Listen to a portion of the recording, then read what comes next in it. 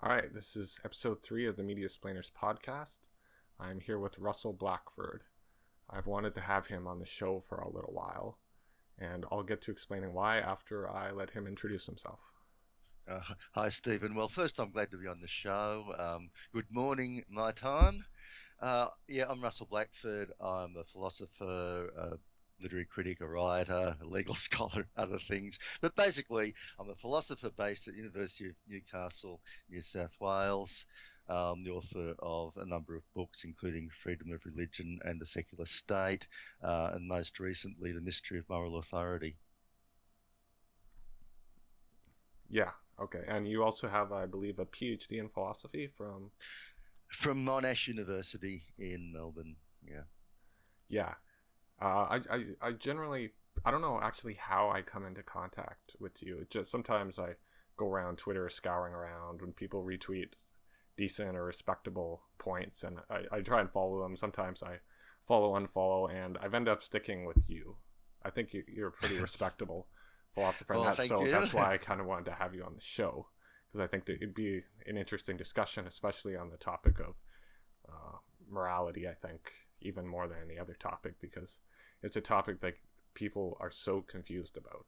I think maybe more than any other topic in philosophy, and philosophy is already something that's generally messed up and it's not taught particularly well in the education system, and you end up with all these people who are really educated in so many areas academically or and could do a wonderful amazing accomplishments, but when it comes to Yeah. thinking, It's also a they're topic messed that up. produces, right. It's also a topic that produces a lot of anxiety. If people's moral beliefs are coming under scrutiny or challenge, that's a worry to them. If their fundamental ideas about what morality is are coming under challenge, they get very uncomfortable.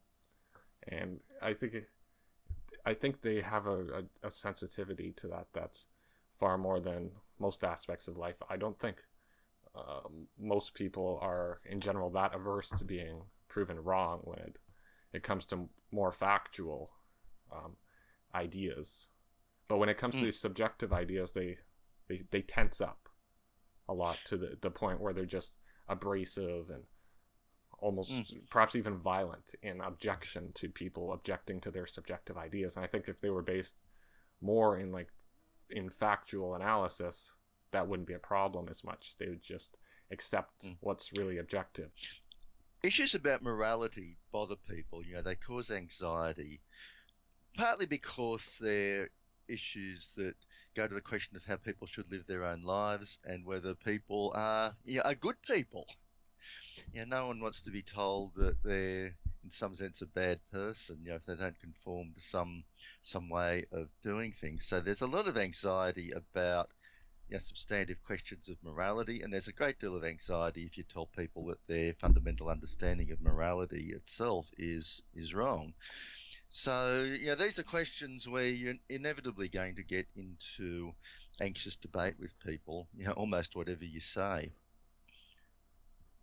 Yeah, I'd agree with that. Very touchy about any sort of issue that might make them feel. I think it's got something that it's tied into pleasure in some way. If they feel bad about themselves, it's almost as if you spill coffee on yourself early in the day and it wrecks the whole rest of the day for you. If people are very concerned if they actually are a bad person, Sure. it'll end up looking bad on them, and not only that, but it'll make them feel bad because they have all this societal pressure crushing down on them, telling them how bad they are of a person, and that gets to them more than just being wrong in general. But But yeah, yeah, it's a okay. great deal of philosophy is about issues that cause anxiety. People want to know whether they'll survive death. They want to know whether there's a god or something like a god. They want to know whether they are free in some sense, whether they have free will. I mean, all of those are issues that cause anxiety to people who think about them. And whatever answers you give to those questions, someone is going to be unhappy with the answers. Philosophy is an area where a certain amount of anxiety and a certain amount of hostility, even, that's Hmm. almost unavoidable. Yeah, and there's a form of, it culminates in like two separate groups, oftentimes polarized, and they kind of stick to their own cliques, and they don't criticize each other, or they don't like intra criticism, where they won't criticize, like PC people will generally not criticize their own, and kind of like anti-PC people, they sort of have a truce where they're not really critical of each other as much as they are the opposite group. And I think that's a big problem when it comes to philosophy, because you should be looking into all the issues on your own side as much as on the opponent's side. And when you don't, you end up with these sort of blocks of just terrible thinking. And that's one of the...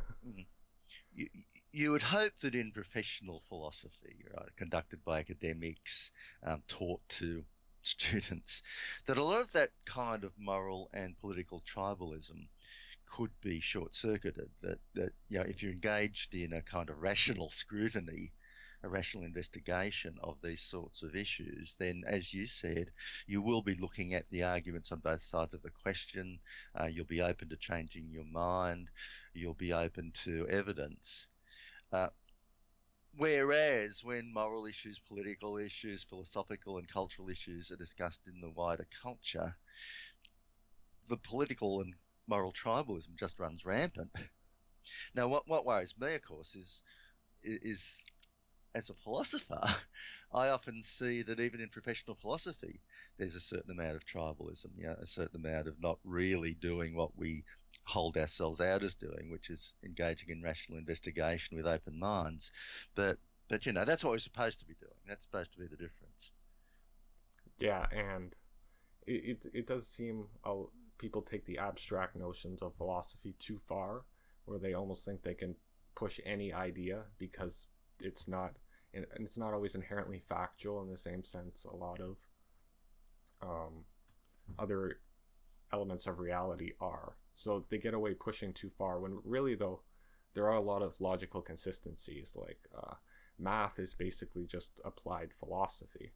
A lot of people treat math as if it's infallible, but basically math is just what happens when you actually put philosophy into numbers and sequences and all these different elements. But it shows that there's a lot of consistency that can be done with philosophy, because philosophy is really the base element of all of our understanding.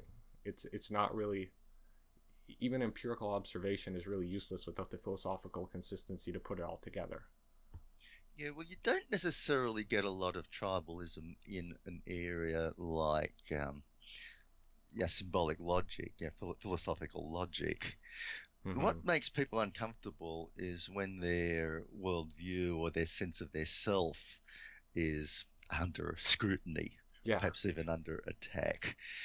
And when you're getting into issues about large, abstract political questions or moral questions, that's getting very close to the bone. That's very close to people's identities or their overall view of the world. And it is often it's just under-evidenced. The answers that people give to those sorts of questions can be pretty remote from any common sense knowledge or any robust scientific knowledge. That leaves a lot of room for disagreement, without being able to nail things down in the way that a robust scientific theory is nailed down, well corroborated over time, supported by multiple lines of independent evidence, etc., etc. You don't really get that in moral and political debate, and that just adds to the anxiety. In some cases, it can mean that people say, "Okay, we can agree to disagree. The evidence is inadequate or ambiguous," but in other cases people are not prepared to do that. They want to prevail. They don't want to be wrong about such important things to them, and it can become acrimonious. And to add to that, the actual way that people go about discourse when trying to show the other side is wrong, even if they can't prove it wrong, is generally to poke holes in logic, which results in people ending up looking like hypocrites a lot of the time if their logic actually is inconsistent. Not that it's necessarily wrong on any one point, but that it's just completely inconsistent. And being shown as a hypocrite also is worse than just being wrong in a lot of situations, because it shows that you have kind of double standards and you're unable to keep your cars in the right lane, so to speak. Yeah. Again, you'd hope that it would operate differently within, professional philosophy, within, the profession, as we say, from how it operates in the larger culture. When you You know, when you there's, say when you say academia, though, as a whole has been polluted by a lot of bad philosophical ideas, though, especially in like a lot of liberal arts departments, and so sort of feminism, Marxism, and a lot of ideas that just aren't all there, and they're being pushed heavily, and other ideas are being pushed out, and it's becoming like a safe space sort of thing for bad ideas in a sense. yeah, these things come in cycles to some extent. Uh, it certainly can be very tribal in a department in a liberal arts area, in a faculty of arts or whatever it might be. You could go into a lot of, say, English departments or departments of cultural studies, and you would find there's literally nobody there who is, at all right wing in their politics, right? Pretty And much. not only is everyone left wing in their politics, but they're not left wing in a sort of traditional way that's about class struggle.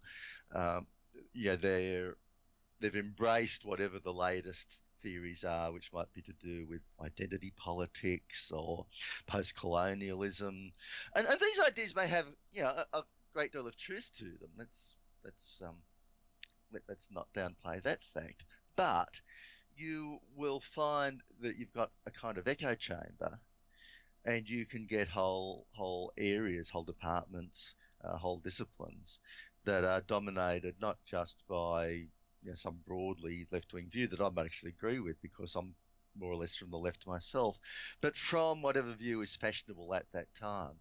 And sometimes, as the cycles move on, those views can be quite irrational. You can get quite anti-scientific views. That not so much now. I think that has receded somewhat. But there was a period back in the 80s and the 90s where fairly extreme anti-realist, anti-scientific views were very common in some of those departments. And the famous Sokol hoax, you know, is an example of that.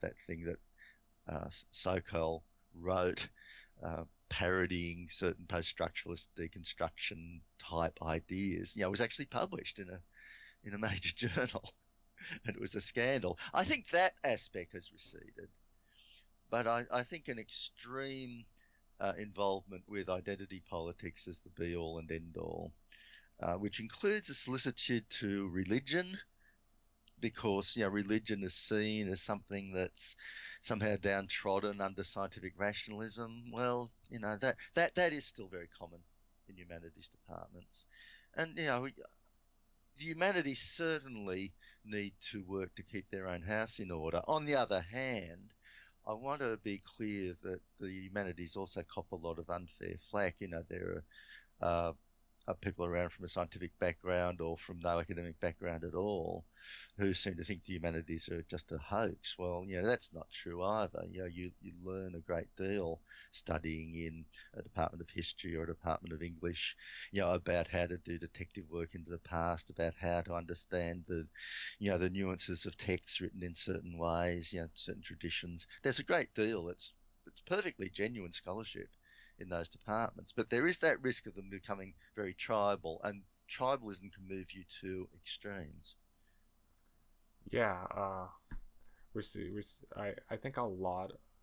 It's kind of an unfounded theory or a hypothesis in this case, but I think a lot of this perhaps scientific embrace in the humanities department, of course, it's, I'd say, mostly liberal at this point, but liberals are, a lot of liberalism and perhaps middle left liberals are pretty much opposed to conservatives on every single level. On anything that basically conservatives will bring up, liberals will go opposite to. I think that's sometimes a flaw in the liberal ideology, but conservatives a lot of times are basing what they say on a lot of anti-science, which is where you get into stuff like religion, like conservatives, it's not really a lot to back it up.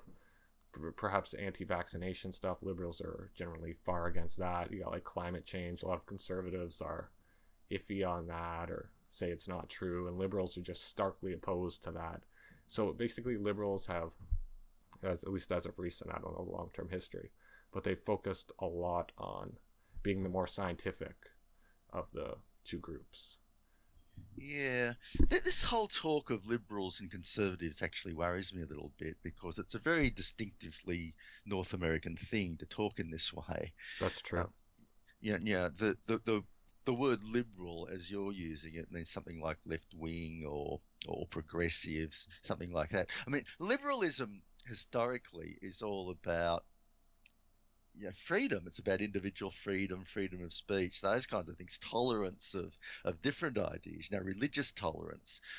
To me, that's the correct historical meaning and the meaning that you'd probably find in Europe when we talk about liberals. What worries me at the moment is a lot of the tribalism on the left is not liberal at all. It's actually the opposite of liberal. And the opposite of liberal, of course, is authoritarian, right?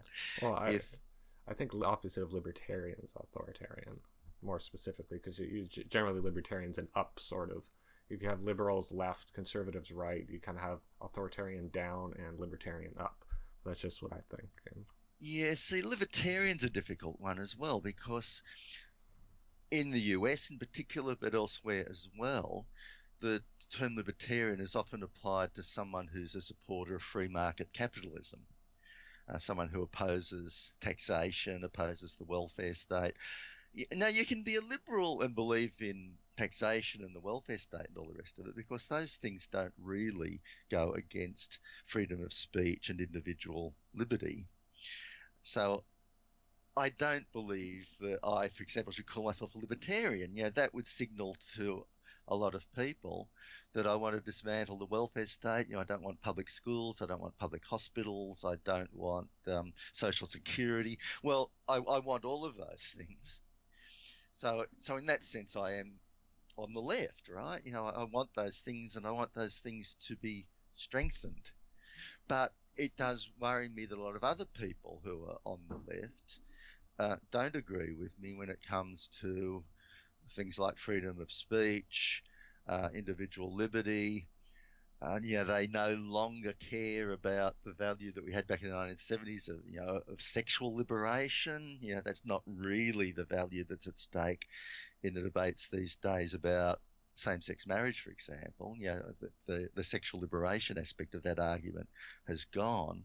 A lot of those traditional left-wing values that were values about liberty have now been sort of set aside in order to prevail. They want certain views to prevail, and you can be, ostracized and smeared if you dissent even slightly from whatever the party line might be. I mean, this is the broader culture we're talking about now, rather than what happens in the profession or the discipline of philosophy. But sometimes you even see that infiltrating back into philosophy. I would have thought philosophers should be very open-minded, very open to changing their minds, very very not deeply committed to their particular moral and political claims because they're prepared to listen to the other side. But often they can be tribal as well. yeah, I generally define like just as a label, like philosopher doesn't mean you're necessarily open-minded. Um, a point though, Yeah, it's I do, supposed to mean love of wisdom, so it should. yeah, it should, but it If really you're doesn't. genuinely pursuing wisdom about the kind of issues, general worldview, moral ideas, how we should live, you should be open-minded, and the ideal that tends to get taught in philosophy, and I certainly have taught my students when I've been teaching undergraduate students, which I haven't done for some time, but I always say, look, you're here not to develop the arguments for whatever you think. Yeah, whatever you think at the start. You're here actually to test whether you still think that after you've looked at the whole range of arguments and the evidence. And you're here to look at the strongest points in your opponent's case and to see whether they persuade you, or alternatively to see how you meet those points. But you address the strengths in your opponent's case, not the weaknesses. Now, that's completely different from how politics operates, of course. Party politics is all about trying to discredit your opponent, trying to find where your opponent might have slipped up, trying to find weaknesses in what your opponent's saying that you may be able to pick at, and it's very much about credibility rather than about the search for truth. Philosophy is supposed to be the opposite of that. We're supposed to be teaching our students how to engage in a much more dispassionate and rigorous search for truth, which might involve them in taking stances that are heretical in relation to their particular political and moral tribes. That's my ideal of what philosophy is all about. Yeah. I'm not In the saying it always case, beats the real. That's the problem. yeah, it's definitely good to play contrarian in a lot of points. I do think though, when it comes to the liberal shift and why they're betraying their own values, or at least apparently seeming to, is one, like, just there's two reasons essentially. The first, I think, being just trying to go polar opposite from conservatives. It becomes tribalism to an extreme, where there are still a lot of conservatives out there who do support free speech, and it basically, I've seen this mocked by, so a lot of times, the farther left liberals and PC people, like, just they'll call it like a freeze peach Yeah, and no, stuff, like I've they'll seen they'll, that too. they'll Yeah. aggressively mock this concept of free speech. That's like, it's become a conservative, it's too far to the right for them, essentially, I think, is what Mm. part of the problem is, because it shares too much in common with the conservative perspective. Like, I don't necessarily agree with that. I believe that's way too tribal to do, but I think that's part, if you're going to understand your opponent, you got to also see their kind of flawed thinking process that they're going through as well. And two, I think that the second part is that it's actually, they don't feel it's a betrayal of liberal values, because they still are pro free speech, essentially. Well, maybe when they're not mocking it, but they're pro free speech in the sense they just have a far, well, even liberals, general free speech liberals, they have general limits as to what they'll consider free speech. Like, if someone's sending out death threats, Mm. generally most liberals, even free speech liberals, are going to be like, no, that's too far. You should have legal intervention if you're going around threatening to kill people or Yeah. stuff like that. But the, essentially, the range of freedom, they've shrunk down so much, a lot of the farther left liberals. So they're free speech too, but they have so much that's in there. The government should have some sort of intervention in here for, like, they'll bring it down to insults, or which they'll label as like harassment or criticism. Like, all these things fall into their censorship range, where most Yeah. liberals are fully or more tolerant liberals are more accepting of smaller issues, or just smaller means of preventing harm in this sense. Well, Where, there are different conceptions of free speech. That's the thing. yeah, I think that's what Is I it mean, so essentially. the John Stuart Mill sort of conception of free speech, which is my conception of free speech, is that it's all about freedom of thought and expressing your thoughts. Now, no, I mean there are other things too. There's artistic freedom, whatever. But at the centre of it is the idea that we have thoughts about general issues, and those include philosophical issues, cultural, political issues. These large issues. We should There should be no heresy. We should be free to take our own stance on those issues, and we should be free to express that that stance. Right? I think That applies to science, politics, whatever. That's a conception. I think But generally, if I may intervene here, yeah, I think generally the liberal principle when it comes to free speech is basically, or even almost any sort of action, you're free to do what you want, as long as it doesn't cause unnecessary harm to others. Would you agree with that? well, I make a slightly different distinction. Uh, I'm distinguishing between your thoughts on general issues and your freedom to express those. Yeah. You might express those in words. You might express them through symbols, such as works of art or burning a flag or whatever it is. You're free to express them. You're not free to express them in ways that actually harm people. I can't say, well, I'm opposed to a certain political party. I'll express that thought by assassinating the leader, right?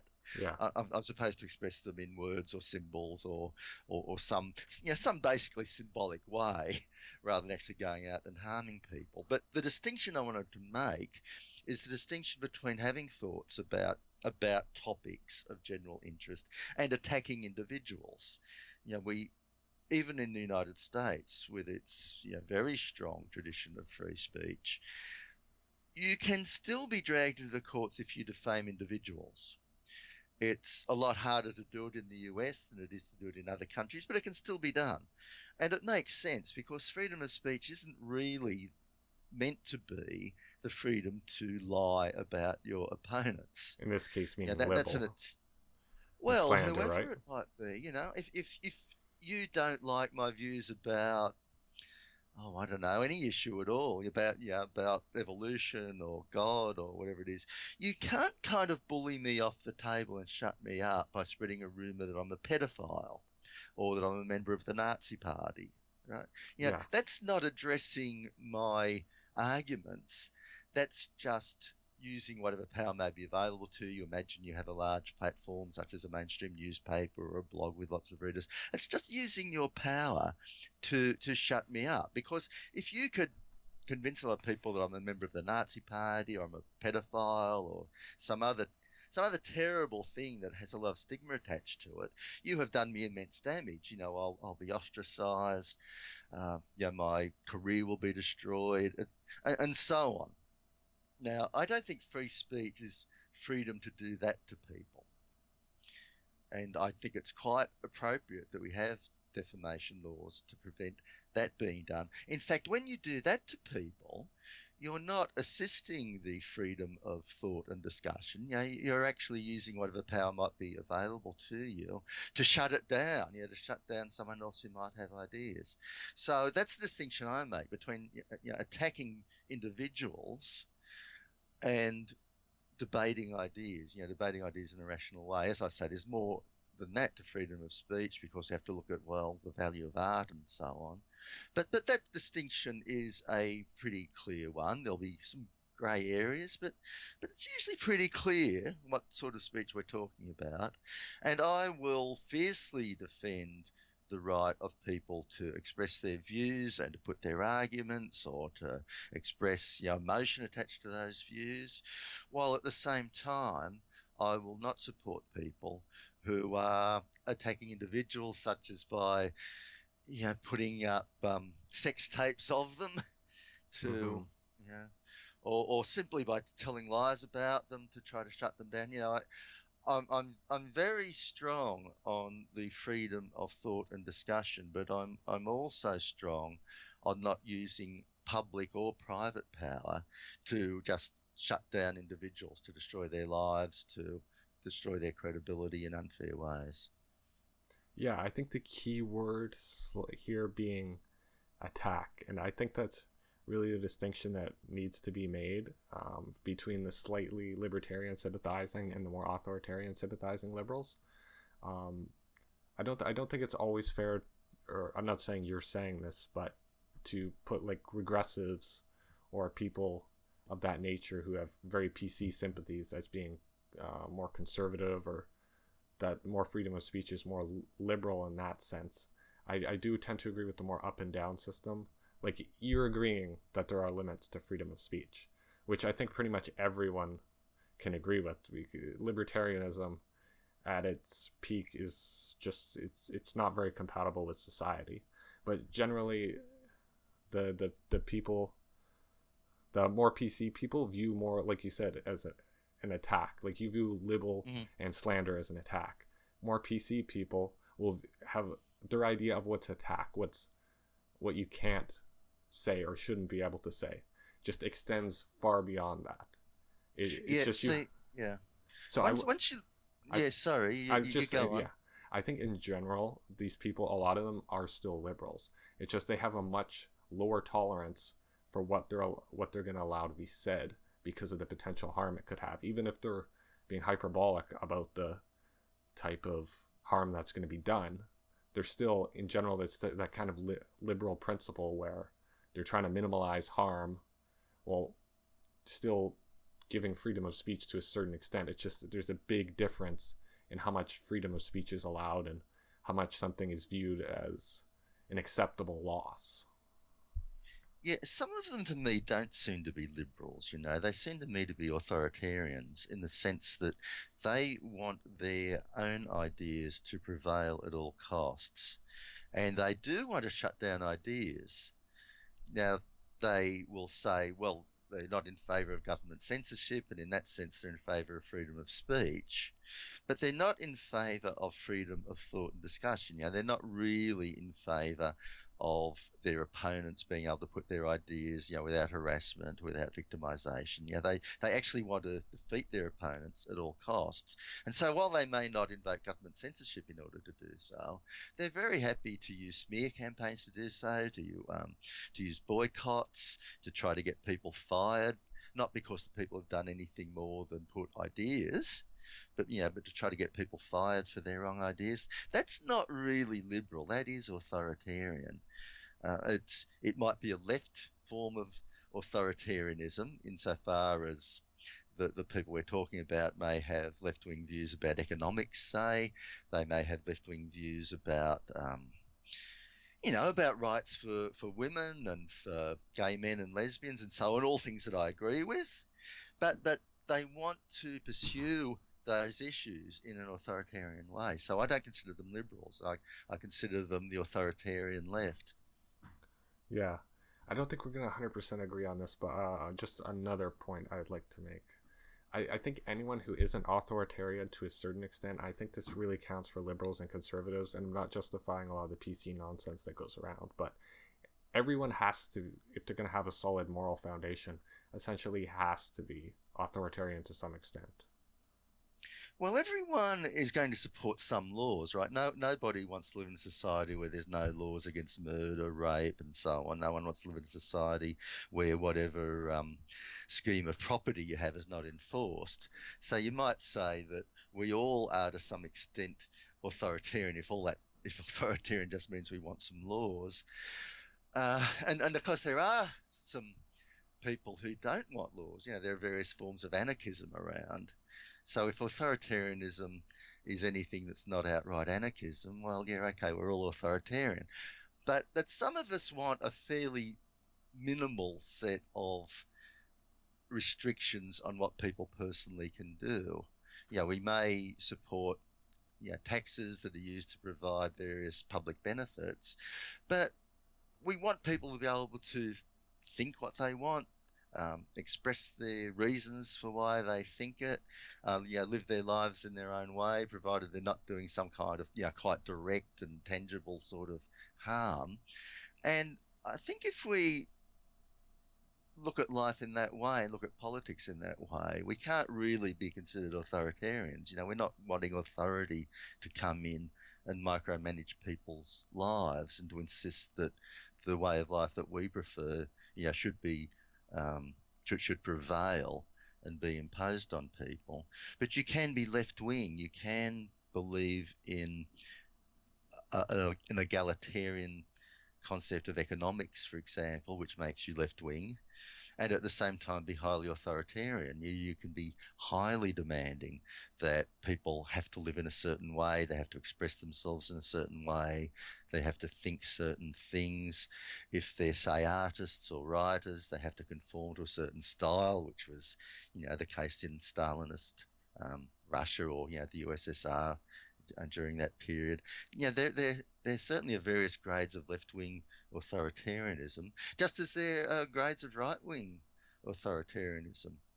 Traditionally, the right has actually been the party of censorship and authority. It's the right that was censoring D.H. Lawrence and Henry Miller and all those great writers who were in all sorts of trouble right up till the 1960s, getting their books published. That wasn't people from the political left.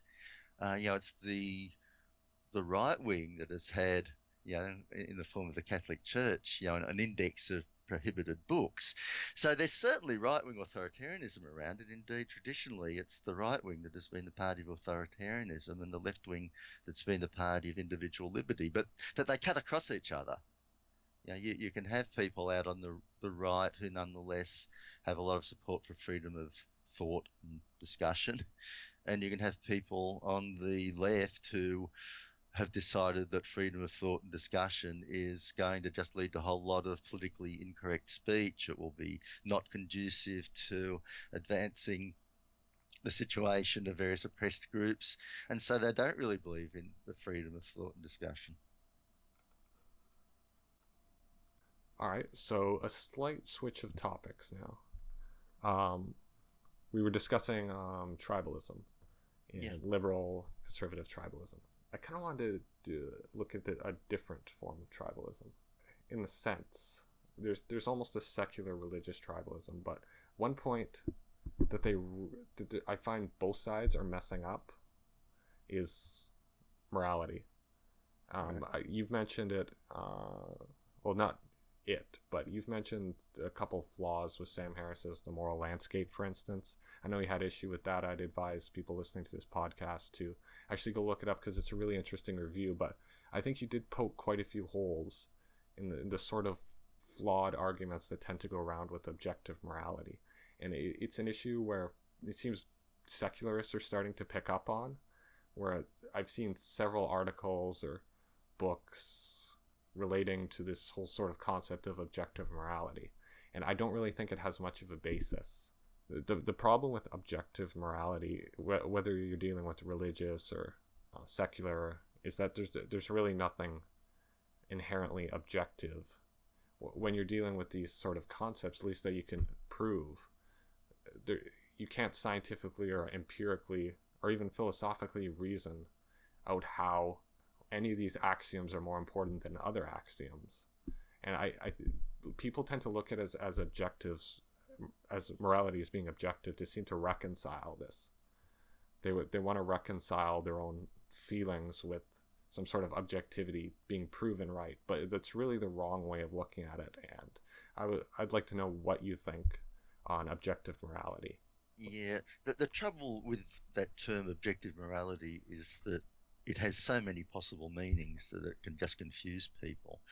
When people working in the metaethics subdiscipline, right, the study of morality and what it means and whether it's binding on us, talk about objective morality, they're really talking about whether certain moral rules, moral principles, etc., are binding on us in an absolute way, irrespective of what our own desires and goals and purposes might be. So the idea is that, okay, we all know that there's a sociological phenomenon of morality. We know that in any society there will be certain forms of conduct that are praised. There will be certain forms of conduct that are frowned upon and discouraged. There may be punishments attached to the latter. People may be ostracised. They may be formally punished by the law. As societies become more complex, the law and the moral code tend to diverge for various reasons that we could talk about. But largely the law will track morality, particularly in less complex societies. So people can be punished by the moral code in informal ways, or if there's formal law operating in a way that's rather separate from the moral code, they can be punished by law. So there are social institutions of law and morality. We can all see those. No doubt that those exist. The question is whether reality itself somehow justifies those, as opposed to them being justified by human needs and desires, by the need for us to get along together in societies, and the wish that we all have to be able to have societies that are viable, right? what I would say is that the sociological thing that we observe, morality, and the other sociological thing we observe, i.e., law, as they move apart in more complex societies, those are social technologies. Yeah, they're technologies for us to be able to get along, to have societies that survive, and to have more generally what sociologists and anthropologists call social coordination. They're technologies of social coordination, and we need them. There's an objective need for morality in the sense that no society can really exist without some set of rules that people follow, whereby they don't just settle their differences through violence. There's going to be some kind of understanding there of who has ownership of what they can do with what, that will be enforced by the standards of the society. It might be enforced by formal law. All of that is necessary if we're to have workable human societies, right? So we need Correct. morality. It's not just arbitrary. But what you see in societies is that morality is not understood in that way. It is rationalized as something much more metaphysical. It's rationalized as the will of God, or as somehow what's required by nature itself, or what seems to be um, required somehow by the fabric of the universe, or by some metaphysical realm, such that if you act in a certain way, you can end up tainted in some way, metaphysically tainted. You'll find this in certain non-Western societies. You can look at societies broadly, and you'll see, okay, they have these social systems in place which they need, but they rationalize them in ways that are false. And therefore, there is very widespread misunderstanding about morality in any society you care to name. I doubt that you would find a society where morality is understood within society as no more than a useful social technology. And that brings us into a form of moral error theory. There is pervasive error about morality, and even the terminology that we use often incorporates that error. So when people use a term like sin, they're not talking here about some breach of a rule that the society's put in place, which it needs to function and which might be useful. They're talking about rebellion against God. Well, I don't believe God even exists. Okay? So talk about sin is all going to be systematically false.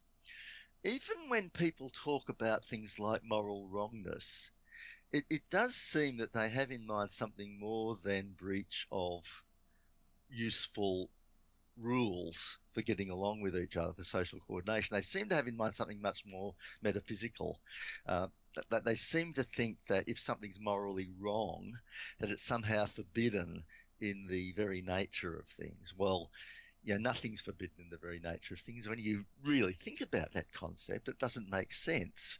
Things are forbidden by individuals who have power. They're forbidden by social mores. They're forbidden by our laws. That's the nature of forbiddenness. Uh, Things could be forbidden by God, I suppose, if God existed. But things just plain being forbidden is not really a coherent thought. So once again, we, even in our own largely post-religious society, see morality as something much more than the useful social technology it is. We see it as something much more metaphysical and absolute. And therefore, even in our own society, there is a great deal of error around in understanding the nature of morality. And that error kind of creeps into at least some of the ways we talk. That's how I see it. Now, that's a very controversial set of claims that I just made, of course. I've just set out a form of moral error theory, which is anathema to many other philosophers, though it increasingly is getting a fair bit of support. But it's a controversial set of claims I've just set out. Yeah, I wouldn't say you guys actually said anything that controversial. I think this should be pretty much plainly obvious to anyone who really looks into philosophy or to actually try to reason their way to an objective morality instead of just like anthropomorphizing the physical laws of the universe in a way that doesn't make sense, which is basically what objective morality in that sense is. I find it extremely baffling, however, that people don't just say, for instance, in the case of God, let's just work there because religion almost has it monopolized in this objective morality nonsense. But it's basically it's more than just disobeying God. It's because God is perfect and right, and he objectively knows what should and shouldn't be done. Now, so many people have tried to actually rationalize this in a way that would confirm that we could actually figure out that this is true, and it goes from he created the universe to how can you possibly have objective morality without God, to all these sidetracking elements, but no one has really ever been able to show why, even if, for example, God, we'll just go with the Christian God, if the Christian God existed, would there be an objective morality? No one. People have tried to rationalize that so strongly, but they've never produced anything resembling compelling argument from anything I've been able to tell. All it does is basically direct it back to a larger form of authority. Like they say, your meaning in life can be to serve God. It's like, if there is no God, how can you possibly have a meaning in life? But it's just sort of extending the problem further and further into nonsense. Like, if your life has no meaning in the temporary, why would it have meaning in the permanent? And it just becomes these massive jumps in logic that don't really make any sense, and it seemed to be prominent in this objective morality that people keep forwarding. I had some quotes here, but I don't think I'd be able to get them in time. But look, the thing, if morality were actually the commands of God, let's say we've got a very basic divine command theory, and of course there are more complicated theological theories of morality than that, but take a standard divine command theory. God has given us certain commands that we do this and we don't do that.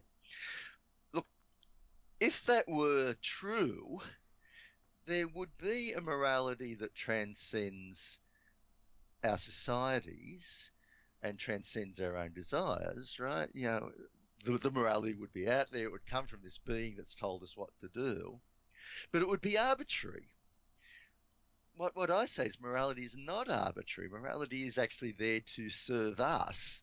It's a useful thing for social coordination. We can't get by socially without it. And we need moral systems that work, and they can be criticised to the extent that they don't work. They can be criticised to the extent that they're counterproductive, as many are. So they can be criticised on the grounds that they operate arbitrarily. If you've got just a whole bunch of commands from a very powerful being, then I don't see why we would obey those commands if we could get away from the power of the being, of course. But if we could get away with it, and if those commands did not actually serve us, then why would we not breach them? What we really need is a set of moral principles and ideas that's not arbitrary, i.e. a set that do actually serve the functioning of our societies. Now, they won't be objective because they will be based on our desires, our desire to get along with each other, our desire to have societies that are viable. They're not objective in that they ultimately track back to our needs and desires and purposes and our common goals. But they're not arbitrary either. They're based on very common human needs for being able to live together. Yeah, I think that it's definitely a high. I don't think many people dispute the functionality aspect of having sort of moral values. It's more they tend to dispute the should and the shouldn't, the ought and the ought not of these sayings, that they have some sort of intrinsic value to them that can't be quantified or qualified in any other way. I've actually found the quote here. I'll just read you a little bit of it just to explain. Moreover, God's moral nature is expressed in relation to us in the form of divine commands which constitute our moral duties or obligations. Far from being arbitrary, these commands flow necessarily from his moral nature. Yeah, well, that's gobbledygook. Yeah, it is. But I just searched up like why why God would provide objective morality, just to see the sort of terrible arguments presented. Now, just as a counterpoint to that, here's another quote from the same article, which was like the first Google search result. First, if atheism is true, objective moral values do not exist. If God does not exist, then what is the foundation for moral values? More particularly, what is the basis for the value of human beings? If God does not exist, then it is difficult to see any reason to think that human beings are special or that their morality is objectively true. Moreover, why think that we have any moral obligations to do anything? Who or what imposes any moral duties upon us? End quotation. And we impose them on ourselves, of course. The person you're reading from is talking about how a divine morality is not arbitrary, but unless God is actually giving us moral rules that will help us to get along together in society, to help our society survive, and to help social coordination and so on, unless God is doing that, then God's commands are arbitrary. They have no purpose from our point of view.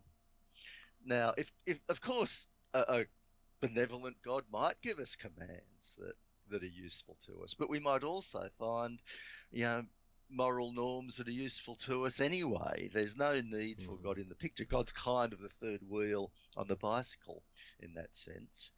Now, what you might say is, well, all right, that's all true, but at least God's a lot smarter than we are.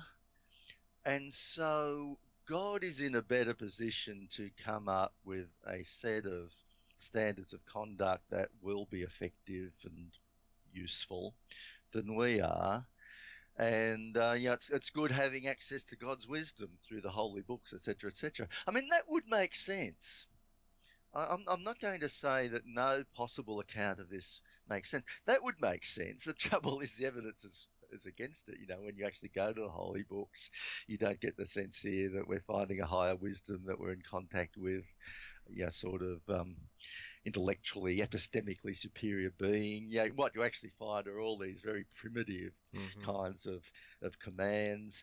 Some are unintelligible. Many are open to all sorts of interpretations, but the extent that you can interpret them, they seem like, the sort of morality that would be formed by a much more primitive, less sophisticated society. And it just doesn't look like that at all. Just to add one again, thing. what would make, okay. Again, I don't think this was really disputing the functionality. I wanted to sort of contrast the ideas here of moral values, because I don't think they're really disputing that some actions are more societally sustainable than others. But it's, just to quote like one sentence of it again, moreover, why think that we have any moral obligations to do anything?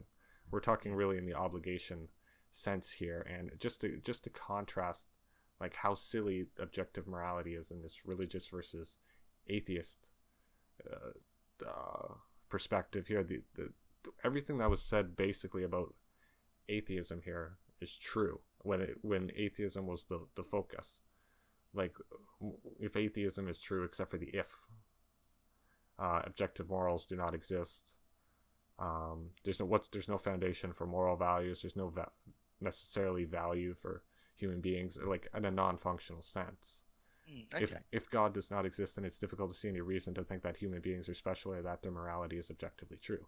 But it contrasts with the fact when God is supposedly in the picture that all these things change, and this is just exemplifies the exact problem with objective morality, which is there's no reason to think that even if there were a God, even if he was omnipotent and omnibenevolent, there's no reason to think that any of that has any sort of basis in philosophical objectivity in any sense. And I've noticed sometimes these objective moral ideas, and not just in the sense of functionality, which I think pretty much everyone can agree. There's some actions are more beneficial than others, preservatory sense Yeah. or otherwise, but in this sense of some sort of intrinsic, unquantifiable value that we all should have to do. It's not something that really has any philosophical sense, and I don't think many people are even trying to make that argument.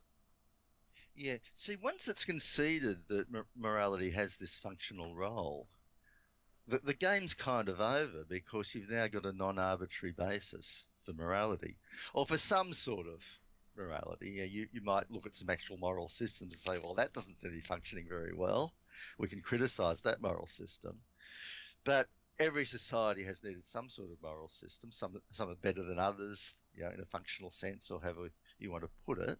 So I'm not arguing for some kind of extreme moral relativism here, as I'm sure you understand. But I just want to make that point to your listeners. We can argue about some moral systems being better than others, but we're arguing about them being better than others in a functional sense, to use that kind of terminology. And we don't really need anything more than that.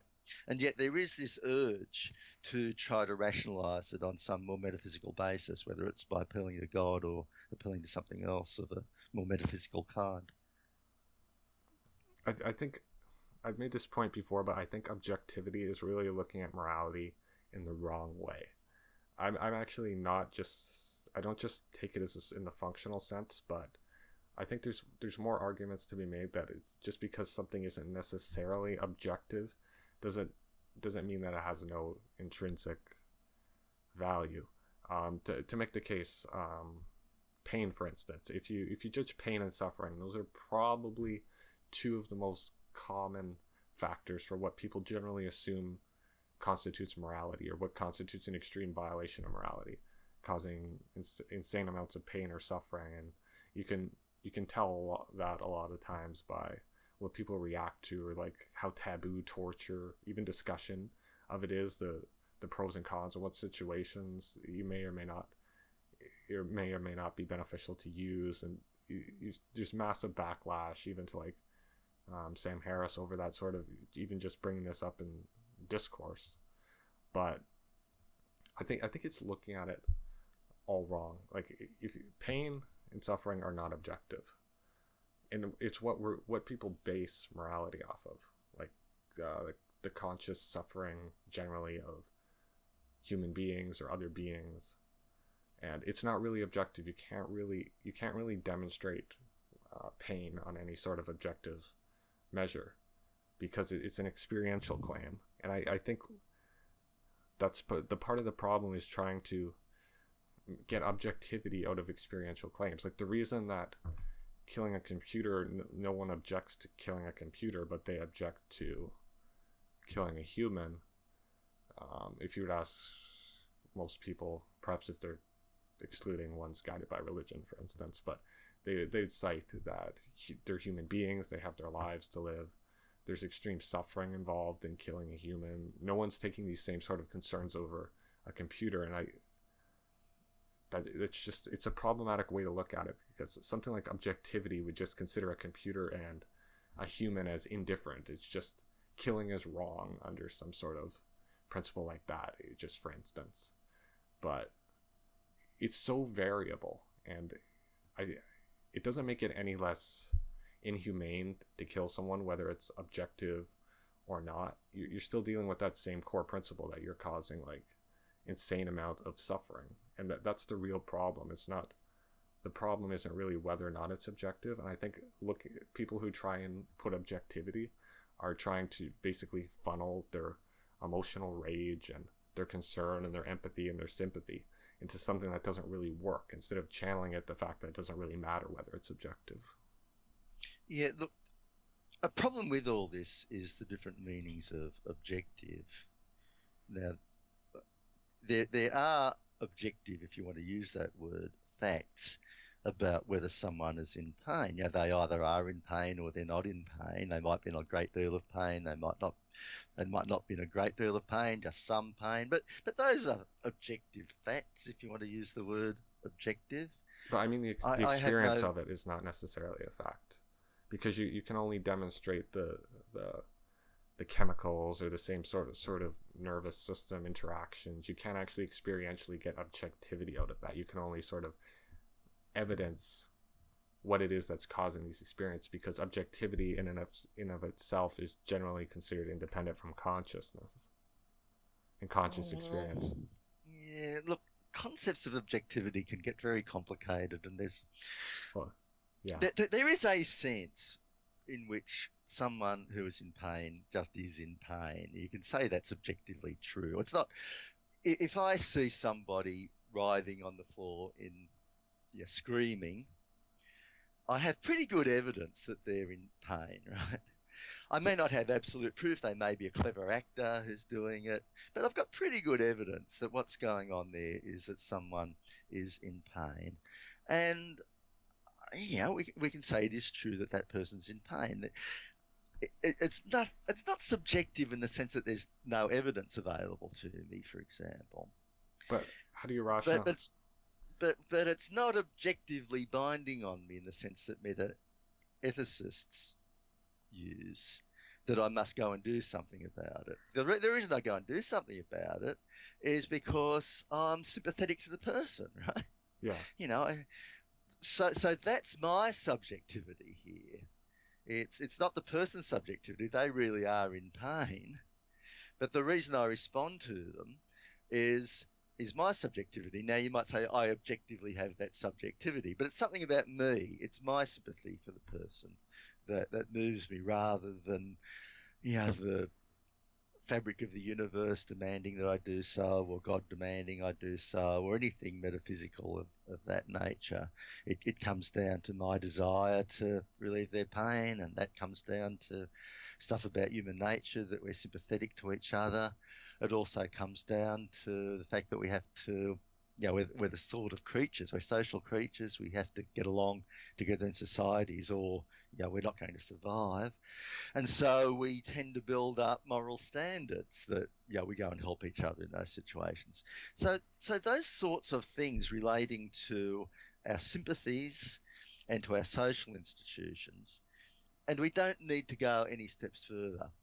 That's what I mean when I say morality's not objective, and what I mean when I say it's not arbitrary.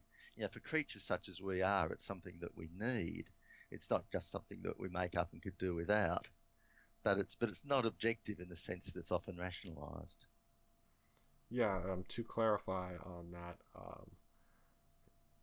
again, if claims of pain and suffering are generally related to experience, you have to be able to have experienced it yourself in order to generally understand or be able to empathize with exactly what's going on. It's similar to being colorblind and trying to see the rainbow. Whereas if you can understand the concept of all the colors of the rainbow if you're not colorblind, but you're not going to see it otherwise. But just in that sense, there's objectivity. Generally, I'm referring to the empirical sense of observation.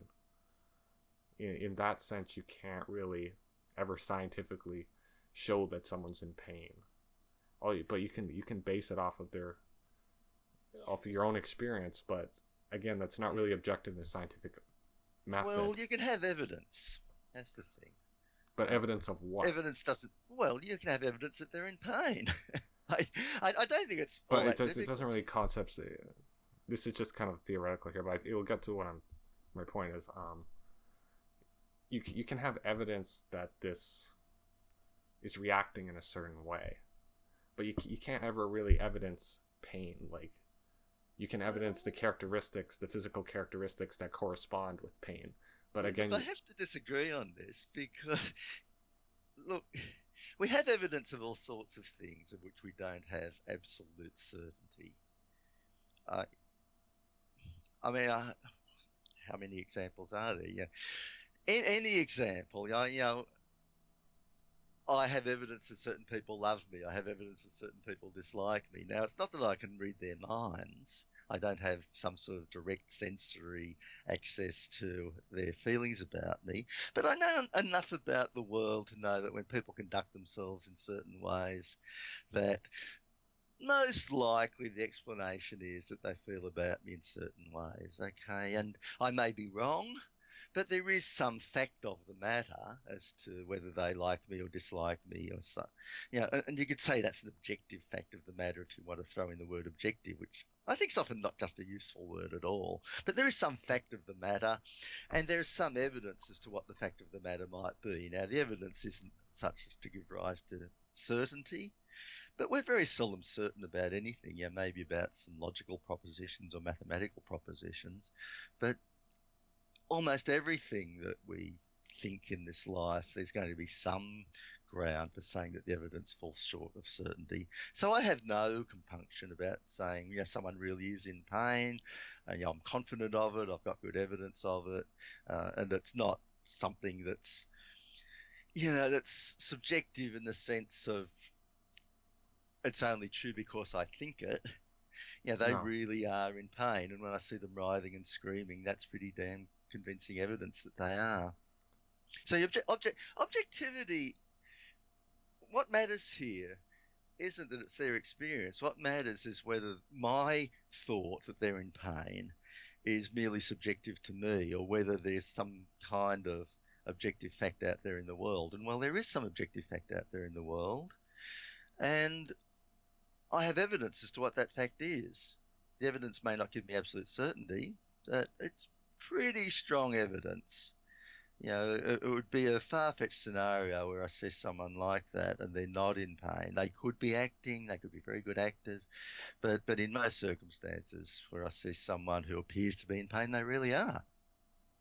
Yeah, I'm not really denying that. The point I'm more making with objectivity is not everything is basically inside the scientific method range of just able to be understood in that sense. And when people try and make morality objective, they're trying to make it similar to the way mathematics are in terms of philosophical consistencies and provability. Whereas I'm saying conscious experience isn't necessarily in that way but it doesn't mean that it's not true or that it doesn't exist. Like, I'm not making the case we're talking about three different sets of objective here. Obviously, the core basis for objectivity has to rely on the self because the self processes all the information. Mm. But I'm saying that from a scientifically observable methods, there's no real way you can quantify what it's like to be conscious just based off observing characteristics. And that's the same sort of thing because it's not objective in the scientific method sort of sense. But that doesn't mean that it's necessarily untrue because not everything's provable by a scientific method. And just whatever the scientific method is. Yeah. See, I mean, that's very controversial as well. Look, it's certainly true that if we're going to study pain scientifically, we're going to have to rely at some point on people's reports of whether they're in pain or not. Now, I don't see that reliance as particularly unscientific, but it is true that at some stage we're going to have to rely on their reports because we don't have a telepathy machine so that we can kind of have direct access to the pain. I mean, I certainly agree with that. I don't think that makes something particularly unscientific, though. I think we shouldn't have too narrow a view of science. Yes, I'd agree. It's just the point of objectivity is it's not an end all for everything because there's some things you just can't prove even if they're true.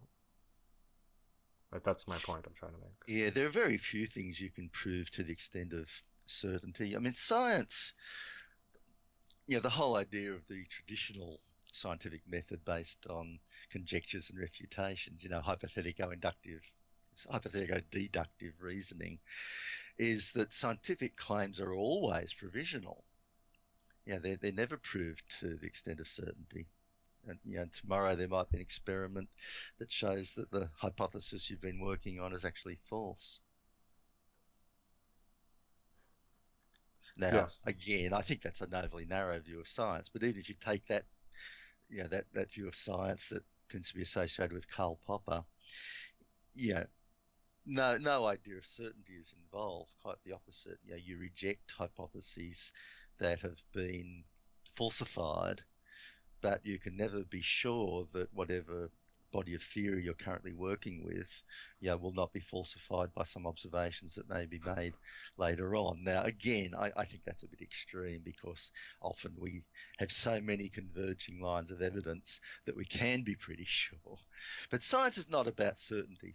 Science is about good explanation and good evidence, and testing the evidence, and it moves on in ways that are probably a bit more complicated than Popper thought. That said, even Popper's a bit more complex when you read him than he's often made out to be. All right, well, to switch the subject a little, it's sort of related.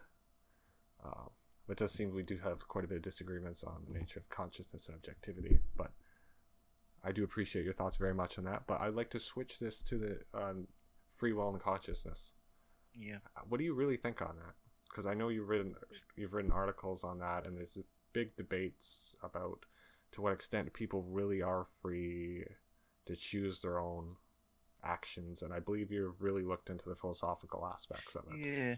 I mean, the consciousness issue is maybe something we can set aside, because, look, for the sake of argument, let's assume that we are actually conscious.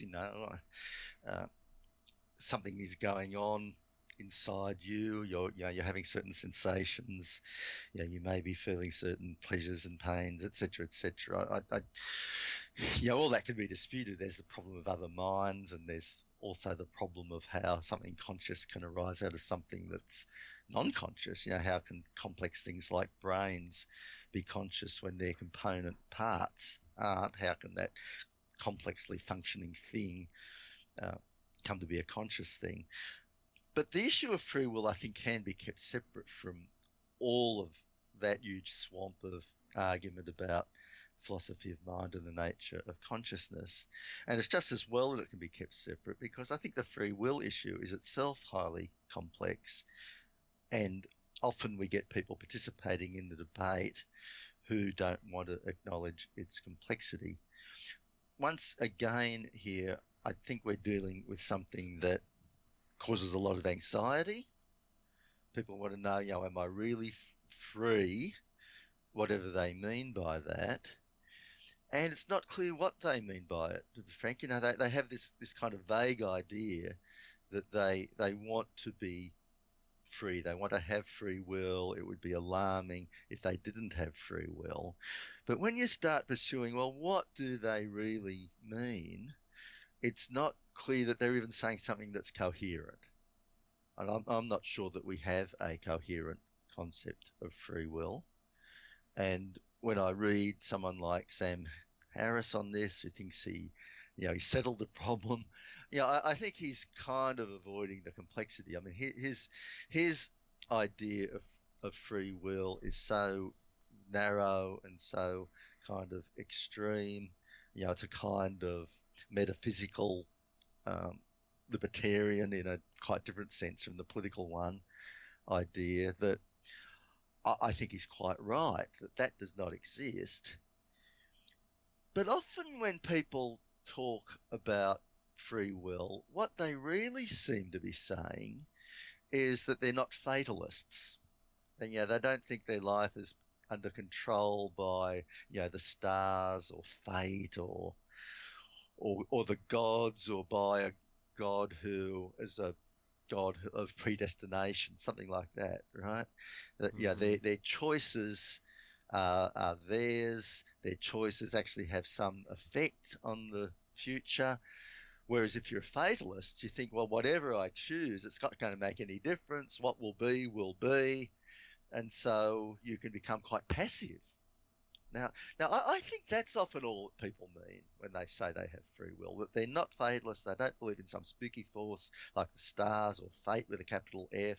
Their choices actually make a difference to the world. Their choices really are theirs. And if that's all they mean by saying they have free will, well, I agree.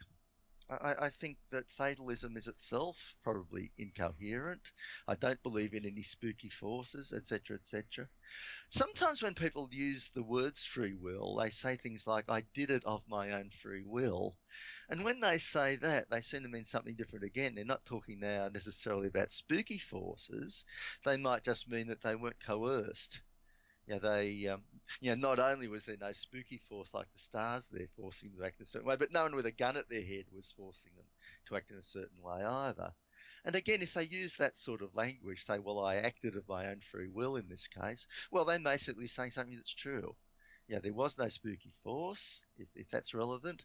And more particularly, what they really mean is no one was putting a gun at their head or blackmailing them or in some other way, coercing them or pressuring them beyond a certain degree. It was up to them. It was their choice. And once again, I think people can make statements like that and they can be true. So if that's all they mean, then it is true that people often act of their own free will. But if they mean that they acted in a way that somehow transcended the operation of physical nature, as if they were a little god, a little metaphysically transcendent being.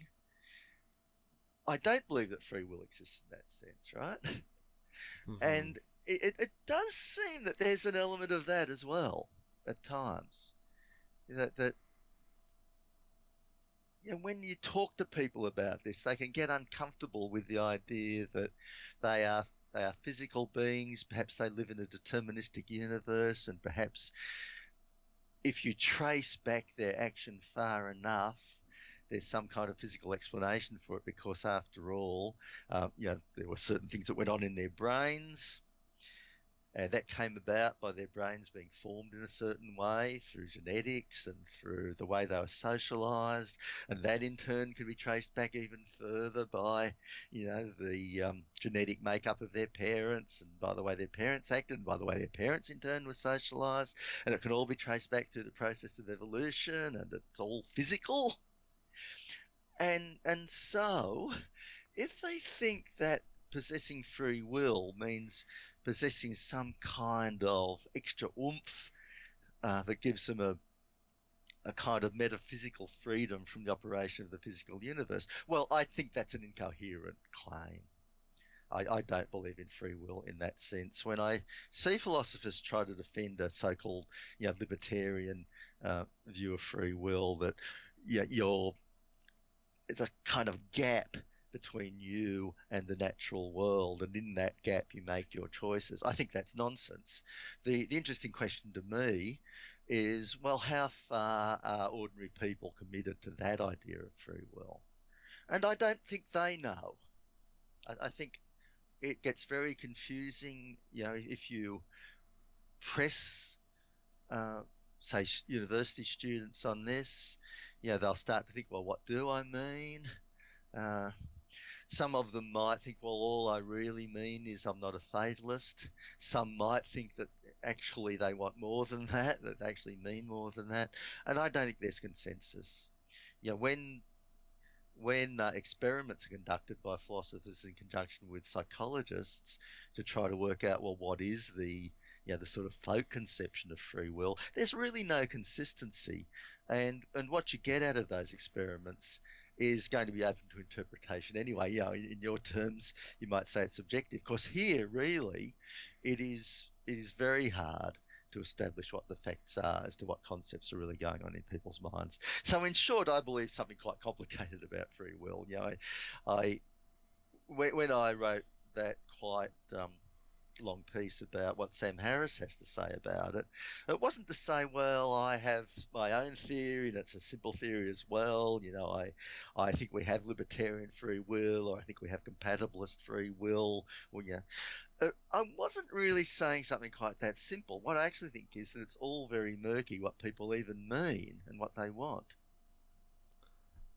Yeah, I pretty much agree. The problem with consciousness and free will, it's all intertangled in that it doesn't. It the most basic blocks of reality, the sort of inorganic molecules and atoms. It doesn't seem to. It's almost as if it's in a quantum state. That's sort of how I look at it. Is perhaps it's a completely wrong way of looking at it, but I'm not into souls. I don't believe in sort of like a third party in your head sort of thing.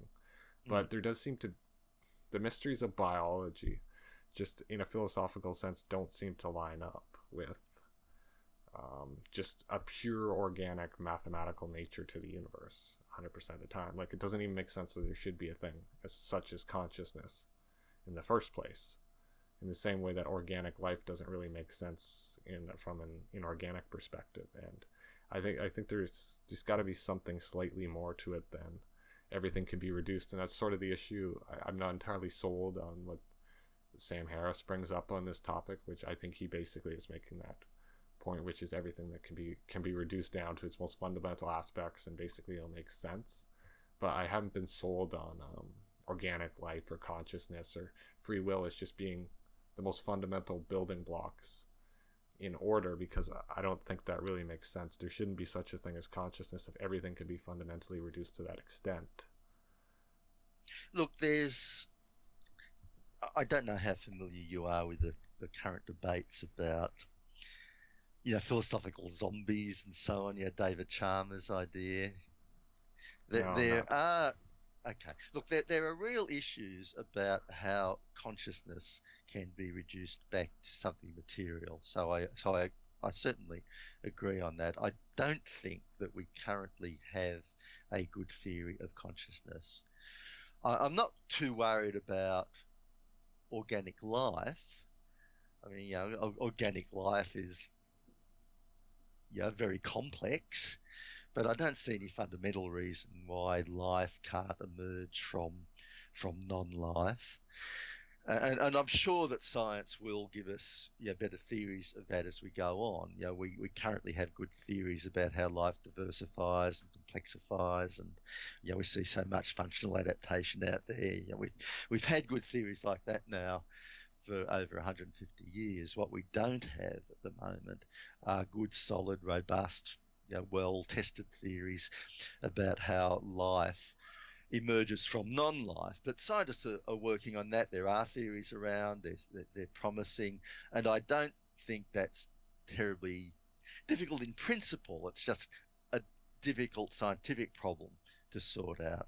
But the emergence of conscious life from non-life, that is harder. We currently have some fundamental problems as to how there can be experience that can be reduced back to the basics of physics, back to certain elementary particles and certain elementary laws. The nature of elementary particles and elementary laws is that they predict properties like liquidity. They predict that certain configurations of matter will act in certain ways that we experience as something being liquid, moving in certain ways and so on. But those laws as they stand at the moment don't predict that there will be this inner experience that we have, things like pain or pleasant feelings, or just experiencing what we see, seeing greenness. The fundamental laws at the moment don't seem to be of a kind that could predict that in the way that they can predict things like liquidity, solidity, movement, and so on. So that's a problem. There's what some people call the explanatory gap between your basic physical laws and the fact of experience, whereas that explanatory gap does not exist between the basic physical laws and things that we physically observe, such as liquids moving. That's the big problem in philosophy of mind, and at the moment I don't think anyone has a really good solution to the problem. Yeah, I believe Richard Dawkins had said that consciousness is still the biggest problem in biology, and it doesn't seem like it's going to be rectified soon. I think once if they can fundamentally reduce consciousness or to that point, I think then we'll probably have more of an answer to the absoluteness of free will. I don't think like absolute free will has any sort of relevance, obviously, because everyone's behaviors can be influenced in ways that go basically beyond their control. You can test it out with alcohol or various chemicals or any sort of behavioral modifiers that basically, like, no one under those circumstances has complete control of their actions as in a completely sober way that a lot of people who think we have free will would probably express, that you're always in control, you're always the conscious guide of yourself, and you're really influenced heavily by your own biological factors. But I'm not 100% sure on determinism either, because we have this consciousness problem and it doesn't seem to make sense in any sort of fundamental reduction. So yeah, I think at this point I'm probably more of a compatibilist. I think you're Yeah. slightly harder of a determinist than me, but I think we're both in that sort of iffy compatibilist perspectives here. Yeah, I guess that's true insofar as I think at least very often when people use free will talk, they are saying things that are true, right? You know, Yeah. the concepts of free will that they have in mind are, at least to a large extent, things that are coherent and can be true. You know, if they just mean there's no gun at my head, you know, there's no undue pressure on me, or if they just mean there's no spooky forces controlling the way I act, well, they're saying things that are true. So, so yes, to that extent, I'm a compatibilist, but I do think that sometimes they do mean more than that. They They do do. mean I something. would say most of the time when they're actually saying that, free will, when they're referencing that, generally they're viewing it as their bodies are the puppet of themselves as being a sort of separate third entity that can't be destroyed by your own body.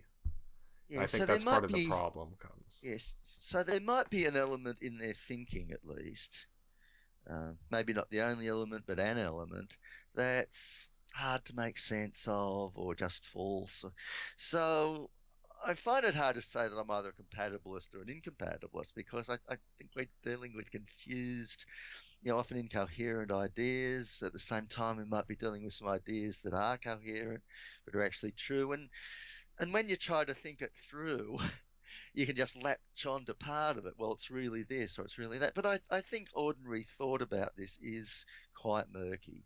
Yeah, But it's but definitely. I also think if you go around saying you don't have free will, you're saying something that's very murky, and it conveys something that's false. Because it's likely to convey, well, actually, there are spooky forces, or you know, your Mm-hmm. your your decisions aren't decisions that really make a difference to the world. So, now, insofar as you're conveying that, you're also conveying something that's not true. So, in a way, I'd rather just avoid this language of free will altogether. You know, almost anything you say is probably going to convey something that's not full that's not true. That said, though, in these ordinary situations where people say I acted of my own free will, you know, they're not saying I have free will. They're using this sort of idiom. You know, they'll often be saying something that's true. And even in some cases where they say, you know, I believe I have free will, they probably really mean something that's true. It's going to depend. Language is complex. Uh, yeah, there's this whole thing that there's a pragmatics of language as well as a semantics of language, so that what's conveyed by language is not just the, you know, the literal meanings of the words. Mm-hmm. A whole lot of other stuff gets conveyed as well, and what is conveyed may be not entirely definable. And so when you start discussing what's meant by bits of language, you say, well, what does it literally mean? Well, and but then you've also got to say, well, what might it convey to an ordinary person who's a competent speaker of that language beyond the literal meaning? Yeah. And you can ask whether that is something that is going to be fully coherent, and you can ask whether that is something that's true.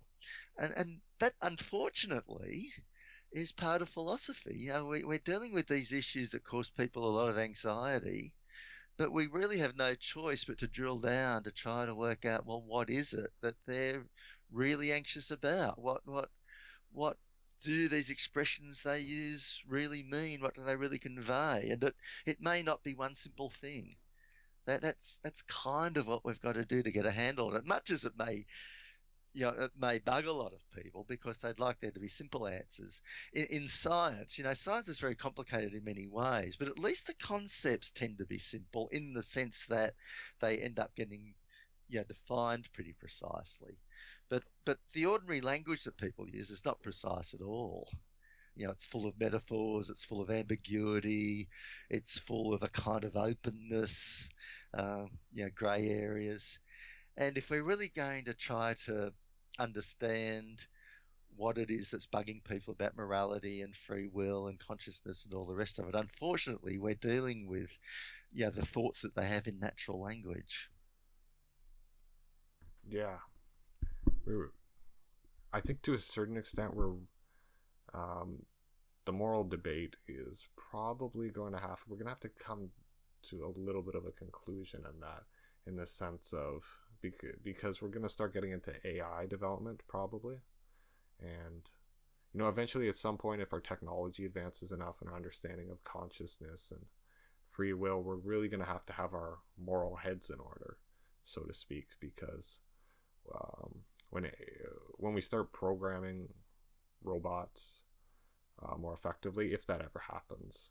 But if we start programming consciousness as a way to improve technology in the future, then we're going to have to start looking at the ethical implications of these sort of actions.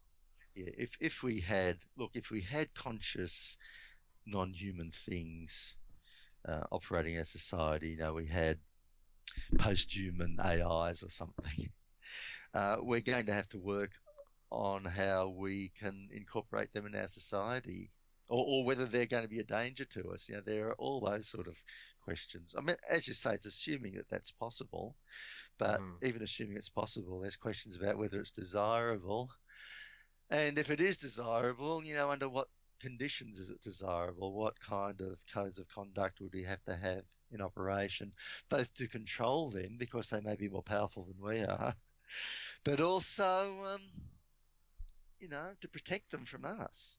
So yeah, there's a whole new can of worms that's opened up. I'm going to have to go soon, Steve. Okay. We've been yes, a while. I think that's pretty effective. I think we've touched most of the issues I wanted to address here. So I think we'll call it quits. Okay, well, we can end on that note about transhumanist moral issues to do with advanced, strong AI, and it's something to think about for the future. And lots being written about that, of course, even now. Yes, so I believe this has been a productive discussion, and I look forward to uploading it. And thank you for joining me, and I look forward to future conversations with you, even if we're not on a podcast. Thank you for having me on the show, Stephen. No problem. It's great.